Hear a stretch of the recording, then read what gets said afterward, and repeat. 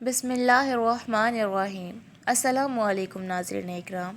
آج کا ہمارا ٹاپک ہے آقائے دو جہاں سرداران انبیاء ہمارے نبی حضرت محمد صلی اللہ علیہ وآلہ وسلم کہ جنہوں نے اپنی امت کے لیے یعنی ہمارے لیے کس قدر تکلیفیں برداشت کی۔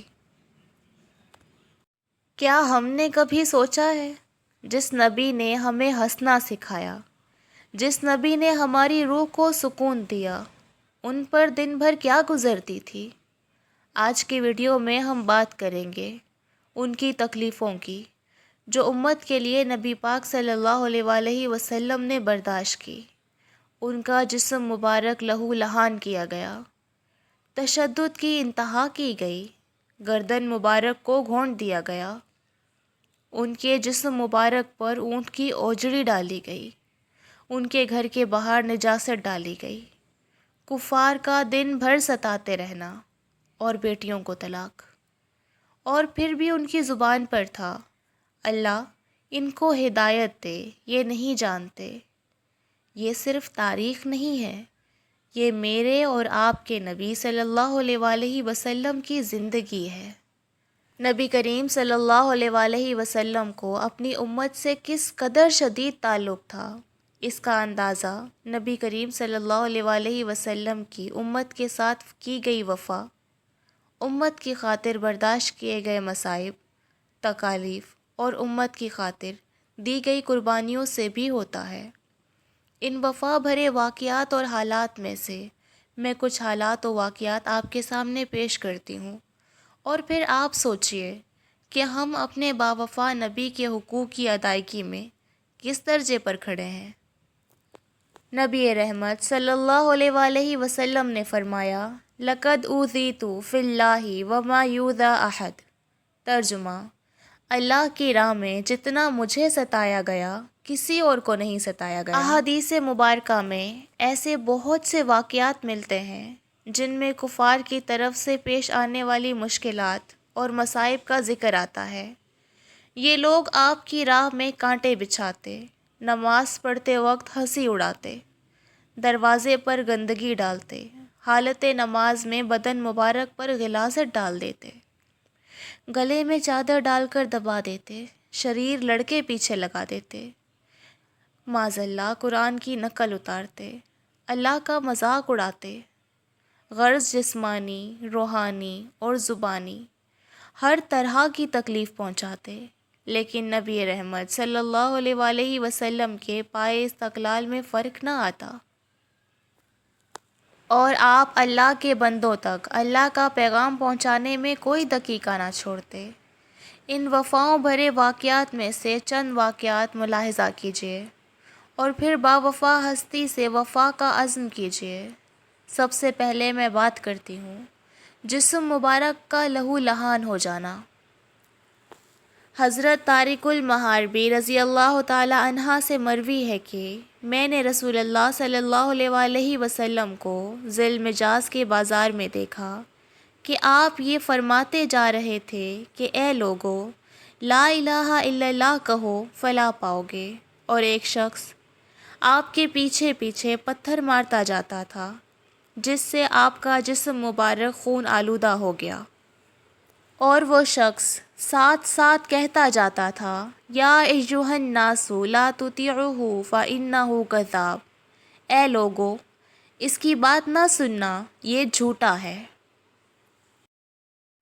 راوی کہتے ہیں میں نے کہا یہ مظلوم کون ہے؟ تو لوگوں نے بتایا کہ یہ عبد المطلب کی قوم کا ایک جوان ہے۔ میں نے پوچھا یہ ظالم کون ہے جو اس کا پیچھا کر کے اس کو پتھر مار رہا ہے؟ تو لوگوں نے بتایا کہ ان کا چچا عبدالعزی یعنی ابو لہب ہے۔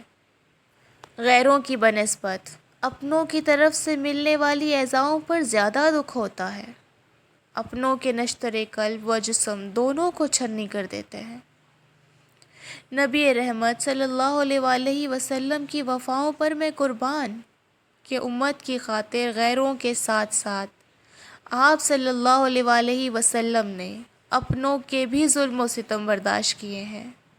غیروں کے ساتھ ساتھ اپنوں کی تکالیف کو برداشت کرنے کی دوہری اذیت اٹھا کر ہمارے نبی رحمت صلی اللہ علیہ وآلہ وسلم نے کس قربانی اور مشقت سے اس دین کو ہم تک پہنچایا اور کس اعلیٰ درجے میں امت کا حق ادا کیا۔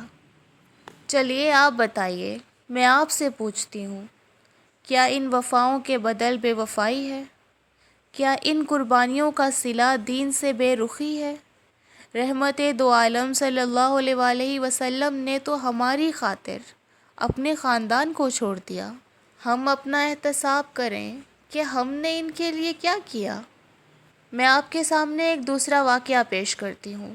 جب گردن مبارک کو گھونٹ دیا گیا، حضرت عروۃ بن زبیر رضی اللہ تعالی عنہ فرماتے ہیں کہ میں نے ایک بار حضرت عبداللہ بن عمر رضی اللہ تعالی عنہ سے کہا کہ مشرکین نے جناب رسول صلی اللہ علیہ وآلہ وسلم کو جو تکلیف پہنچائی ہوں اس کا ذکر تو کریں۔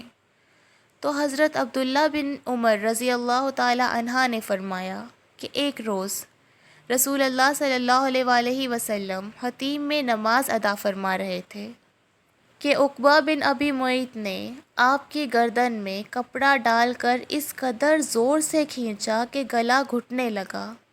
اسی دوران سامنے سے ابو بکر رضی اللہ تعالی عنہ آ گئے اور عقبہ کو ایک دھکا دیا اور یہ آیت پڑھی، أَتَقْتُلُونَ رَجُلًا أَن يَقُولَ رَبِّيَ اللَّهُ وَقَدْ جَاءَكُم بِالْبَيِّنَاتِ مِن رَبِّكُم۔ ترجمہ: کیا تم ایک مرد کو اس بات پر قتل کرتے ہو کہ وہ کہتا ہے کہ میرا پروردگار صرف اللہ ہے اور اپنی نبوت اور رسالت کے واضح اور روشن دلائل لے کر آیا ہے تمہارے پاس تمہارے رب کی طرف سے؟ ایک روایت میں ہے فَكَفُّوا عَن رَّسُولِ اللَّهِ وَأَقْبَلُوا عَلَىٰ أَبِي بَكْرٍ يَضْرِبُونَهُ۔ ترجمہ: کفار نے رسول اکرم صلی اللہ علیہ وآلہ وسلم کو چھوڑ دیا اور حضرت ابو بکر صدیق رضی اللہ تعالی عنہ پر پل پڑے اور مارنے لگے۔ ہمارے نبی صلی اللہ علیہ وآلہ وسلم کے ساتھ ساتھ ان کے ساتھی ہمارے صحابہ رضی اللہ تعالی عنہ نے بھی ہماری خاطر بہت تکلیفیں برداشت کی ہیں۔ میں آپ کے سامنے ایک اور واقعہ پیش کرتی ہوں۔ جب آپ صلی اللہ علیہ وآلہ وسلم پر تشدد کی انتہا کی گئی، حضرت انس رضی اللہ تعالی عنہ سے صحیح سند کے ساتھ مروی ہے کہ ایک دفعہ قریش نے آپ صلی اللہ علیہ وآلہ وسلم کو اس قدر مارا کہ آپ صلی اللہ علیہ وآلہ وسلم بے ہوش ہو گئے۔ حضرت ابو بکر رضی اللہ تعالی عنہ حمایت کے لیے آئے تو کفار آپ صلی اللہ علیہ وآلہ وسلم کو چھوڑ کر حضرت ابو بکر صدیق رضی اللہ تعالی عنہ کو لپٹ گئے۔ حضرت اسماء بنت ابی بکر رضی اللہ تعالی عنہ فرماتی ہیں کہ کفار نے میرے والد محترم کو حضرت ابو بکر صدیق رضی اللہ تعالی عنہ کو اس قدر مارا کہ تمام سر زخمی ہو گیا اور حضرت ابو بکر صدیق رضی اللہ تعالی عنہ زخموں کی شدت کی وجہ سے سر کو ہاتھ نہ لگا سکتے تھے۔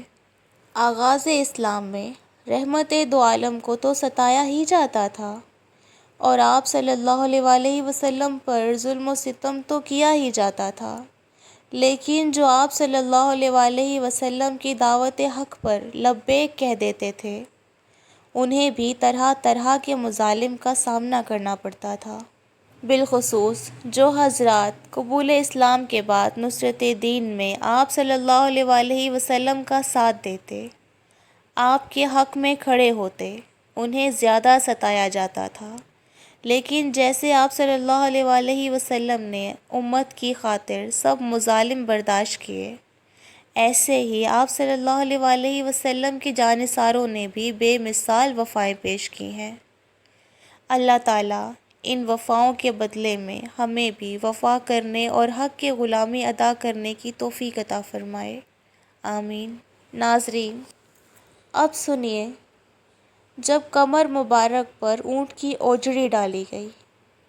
حضرت عبداللہ بن مسعود رضی اللہ تعالی عنہ سے مروی ہے کہ رسول اللہ صلی اللہ علیہ وآلہ وسلم ایک مرتبہ حرم میں نماز پڑھ رہے تھے اور ابو جہل اور اس کے ہم نوا بھی وہاں موجود تھے۔ ابو جہل نے کہا، کوئی ایسا نہیں جو فلاں اونٹ کی اوجڑی اٹھا لائے تاکہ محمد صلی اللہ علیہ وآلہ وسلم جب سجدے میں جائے تو وہ اوجڑی ان کی پشت پر رکھ دے۔ اس وقت قوم میں جو سب سے زیادہ شکی تھا، یعنی عقبہ بن ابی معیط، وہ اٹھا اور ایک اوجڑی اٹھا کر آپ کی پشت پر ڈال دی، اور پھر مشرکین ایک دوسرے کو دیکھ کر ہنسنے لگے۔ اتنا ہنسے کہ ہنستے ہنستے ایک دوسرے پر گرے جاتے تھے۔ اتنے میں چھوٹی سی فاطمہ ننھے ننھے قدموں کے ساتھ، جو اس وقت 4 یا 5 سال کی ہوں گی، دوڑتی ہوئی آئی اور اپنے والد کے اوپر سے اوجڑی کو ہٹایا۔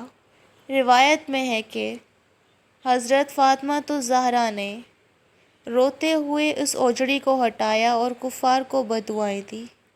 کفار کی طرف سے رحمت دو عالم کو پہنچائی جانے والی تکلیف برسر عام ہوتی تھی، جن کو آپ صلی اللہ علیہ وآلہ وسلم برداشت فرماتے تھے، بلکہ آپ صلی اللہ علیہ وآلہ وسلم کی بیٹیوں کو بھی اپنے والد محترم پر ہونے والے ظلم و ستم کے غم برداشت کرنے پڑتے تھے۔ جیسے باپ کو بیٹی کی تکلیف زیادہ دکھ دیتی ہے، بالکل ایسے ہی بیٹی کے لیے اپنی تکلیف کی نسبت باپ کی تکلیف زیادہ رنج کا سبب بنتی ہے۔ قربان جائیں اس گھرانے پر کہ جس کے ہر فرد نے امت کے لیے غموں، دکھوں اور تکلیفوں کے پہاڑ سہے ہیں۔ ناظرین، اب بات کرتے ہیں کہ جب گھر کے باہر نجاست ڈالی جاتی تھی۔ حضرت عائشہ رضی اللہ تعالی عنہا سے مروی ہے کہ رسول اللہ صلی اللہ علیہ وآلہ وسلم نے فرمایا کہ میں 2 بدترین پڑوسیوں کے مابین رہتا تھا، ابو لہب اور عقبہ بن ابی معیط۔ یہ دونوں میرے دروازے پر نجاستیں لا کر ڈالا کرتے تھے۔ رحمت دو عالم صلی اللہ علیہ وآلہ وسلم کی مکہ مکرمہ کی زندگی ایسے ہی سخت دشمنوں کے درمیان گزری۔ یہ کم ظرف، بدبخت، گندے اخلاق اور گھٹیا سوچ کے حامل لوگ رحمت دو عالم صلی اللہ علیہ وآلہ وسلم کو جسمانی اذیتوں کے ساتھ ساتھ مستقل ایسی گھٹیا حرکتوں سے بھی تکلیف دیا کرتے تھے۔ لیکن میں قربان جاؤں میرے محبوب نبی پر کہ ان کا اپنی امت سے ایسی خیر خواہی اور وفا کا تعلق تھا کہ جس کی وجہ سے آپ صلی اللہ علیہ وآلہ وسلم نے امت تک دین پہنچانے کے لیے کسی طرح کی تکلیف کو رکاوٹ نہ بننے دیا، اور ان بدترین دشمنوں میں رہ کر بھی امت تک دعوت حق پہنچاتے رہے۔ اب میں آپ کے سامنے پیش کرتی ہوں ان ظالم کفار کا دن بھر ستاتے رہنا کیسا تھا۔ حضرت منیب غامدی رضی اللہ تعالی عنہ سے مروی ہے کہ میں نے رسول اللہ صلی اللہ علیہ وآلہ وسلم کو دیکھا، لوگوں کو یہ فرماتے تھے، اے لوگو، لا الہ الا اللہ کہو، فلاح پاؤ گے، مگر بعض بدنصیب تو آپ کو گالیاں دیتے، معاذ اللہ معاذ اللہ، وہ الفاظ جو میں کہہ نہ سکوں، میری زبان پر آ نہ سکیں، وہ الفاظ میں آپ کو صرف میرے نبی کی وفا بتانے کے لیے کہہ رہی ہوں، اور آپ جانیے میرے نبی کی وفا وہ بدنصیب آپ پر تھوکتے اور بعض آپ پر خاک ڈالتے تھے، معاذ اللہ۔ اسی طرح دوپہر ہو گئی، اس وقت ایک لڑکی پانی لے کر آئی اور آپ کا چہرہ انور اور ہاتھ مبارک کو دھویا۔ میں نے دریافت کیا، یہ کون ہے؟ لوگوں نے کہا کہ یہ آپ صلی اللہ علیہ وآلہ وسلم کی صاحبزادی زینب رضی اللہ تعالی عنہا ہیں۔ ایک حدیث میں اس قدر اور زیادہ ہے کہ آپ صلی اللہ علیہ وآلہ وسلم نے حضرت زینب رضی اللہ تعالی عنہا سے مخاطب ہو کر یہ فرمایا، اے بیٹی، تو اپنے والد کے مغلوب اور ذلیل ہونے کا خوف مت کر، یعنی بالآخر تیرے والد کا دین غالب آئے گا۔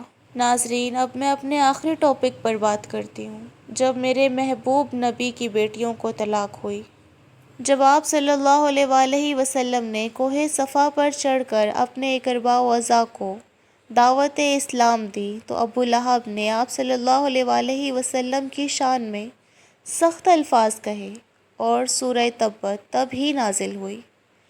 ابو لہب کے 2 بیٹے تھے، عتبہ اور عتیبہ۔ آپ صلی اللہ علیہ وآلہ وسلم کی 2 صاحبزادیاں حضرت رقیہ اور حضرت ام کلثوم رضی اللہ تعالیٰ عنہ، ان دونوں کے نکاح میں تھی۔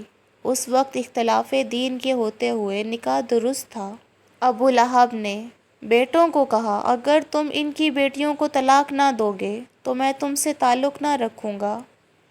ان دونوں نے باپ کے کہنے پر عمل کیا اور آپ کی صاحبزادیوں کو طلاق دے دی۔ ایک عزت دار باپ کے لیے اس کی معصوم بیٹیوں کا گھر اجڑ جانا انتہائی صدمے کا باعث ہوتا ہے۔ مضبوط سے مضبوط اعصاب بھی کمزور پڑ جاتے ہیں۔ آپ صلی اللہ علیہ وآلہ وسلم کو یہ صدمہ صرف اس لیے دیا گیا کہ آپ صلی اللہ علیہ وآلہ وسلم انسانیت کو توحید کی طرف بلا رہے تھے۔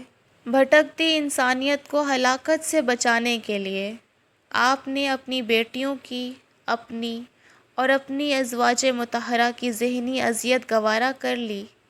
حالانکہ بیٹیوں کی خاطر تو پہاڑ جیسی مشکلات سے ٹکر لے لی جاتی ہے، لیکن یہاں بیٹیوں پر ترجیح امت کو ہے، ان تک حق پہنچانے کو ہے، ان کی ابدی نجات اور کامیابی پہنچانے کو ہے۔ ہمارے نبی صلی اللہ علیہ وآلہ وسلم نے ہماری خاطر، صرف ہماری خاطر بے انتہا قربانیاں دی ہیں، بے انتہا مشکلیں برداشت کی ہیں، تکلیفیں برداشت کی ہیں۔ میرا سوال اب بھی وہی ہے، کیا ان کی وفاؤں کا بدل بے وفائی ہے؟ کیا ان کی قربانیوں کا صلہ دین سے بے رخی ہے؟ اللہ عز و جل ہم سب کو ہمارے نبی کی دین پر چلنے کی، ان کے بتائے ہوئے راہ پر چلنے کی توفیق عطا فرمائے۔ میں امید کرتی ہوں کہ میرا آج کا یہ ٹاپک پسند آیا ہوگا آپ سب کو، اور میں امید کرتی ہوں کہ میرا یہ ٹاپک آپ کے دلوں میں ایمان کو ضرور تازہ کرے گا۔ انشاءاللہ میں دوبارہ حاضر ہوں گی ایک نئے ٹاپک کے ساتھ۔ تب تک اپنا بہت سارا خیال رکھیے۔ اللہ نگہبان۔